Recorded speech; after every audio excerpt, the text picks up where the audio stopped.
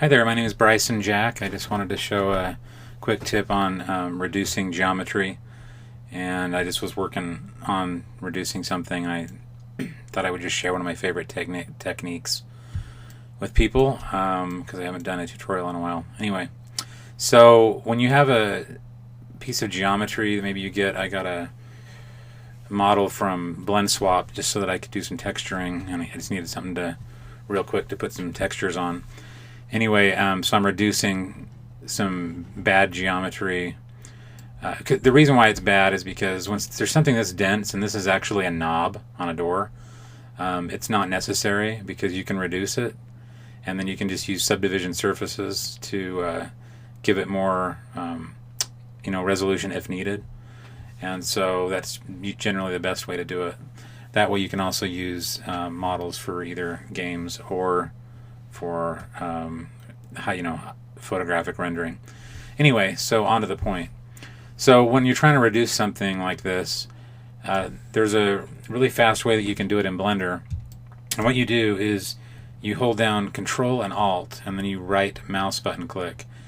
And what that will do is that will select edge rings.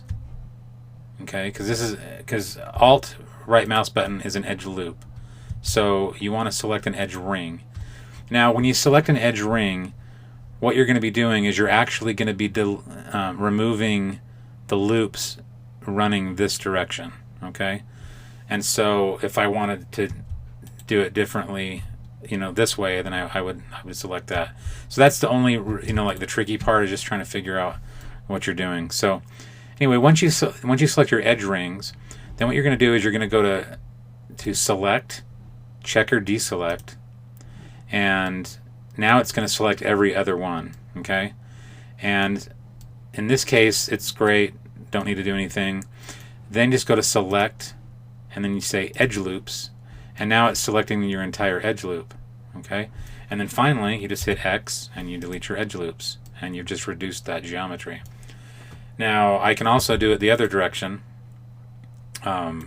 this way, and I can go Checker Deselect.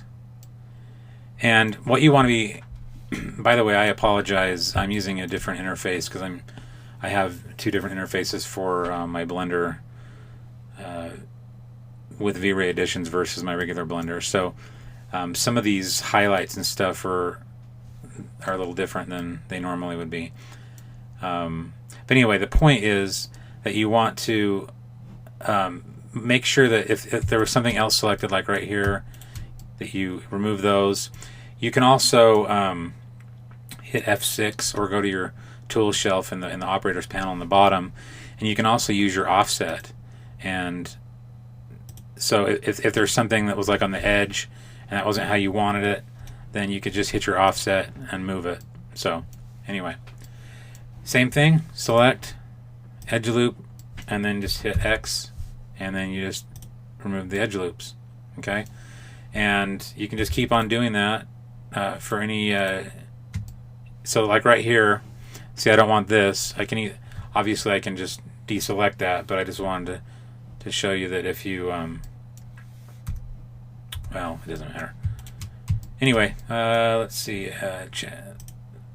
Checker Deselect, that's why I couldn't do it, because I hadn't done Checker Deselect yet. And then select the edge loops, X, and delete the edge loops. So we're really starting to thin this thing down. And yeah, so anyway, I'm not going to get it exactly where I want it, but I just wanted to share that technique because that works great, especially if you have models like chair, they have chair legs or whatever, and they're a lot more dense than they need to be. It's a really quick way of being able to just get rid of a ton of geometry real fast. So anyway, hopefully that helps somebody, and have a great day.